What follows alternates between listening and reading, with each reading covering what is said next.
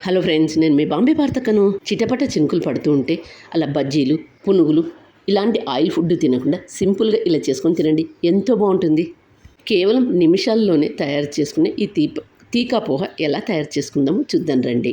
ఎప్పుడైనా సాయంకాలం పూట ఏదైనా చట్పటాగా తినాలంటే సింపుల్గా ఇలా చేసుకుని తినండి. ఎంత బాగుంటుంది.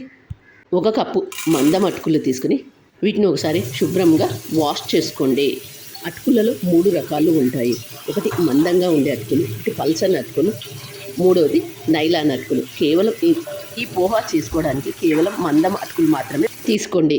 గ్యాస్ ఆన్ చేసుకొని బాండీ పెట్టుకొని ఇందులో 2 టేబుల్ స్పూన్ల ఆయిల్ వేసుకొని, ఆయిల్ వేడైన తర్వాత తాలింపు గింజలు వేసుకొని, తాలింపు గింజలు చిటపటలాడిన తర్వాత ఇందులో 1/2 కప్పు పల్లీలు వేసుకొని అన్నటి మంట మీద వీటిని దూరగా వేయించుకోండి.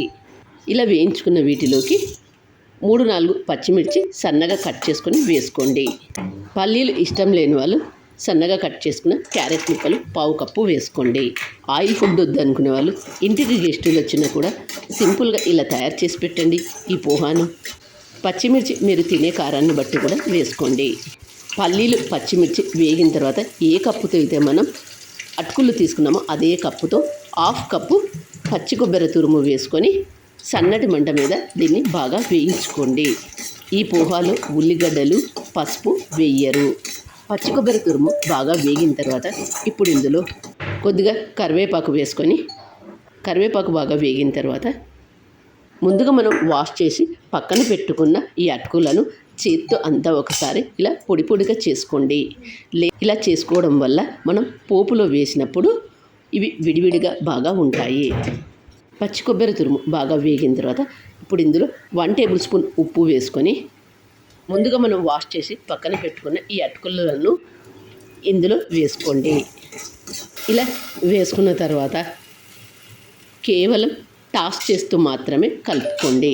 గరిటె పెట్టి కలపవద్దు. అలా చేసినట్లయితే ముక్కలు ముక్కలుగా అవుతుంది. పోహ ముద్ద ముద్దలాగా కూడా అవుతుంది. కాబట్టి కేవలం టాస్ చేస్తూ మాత్రమే కలుపుకోండి.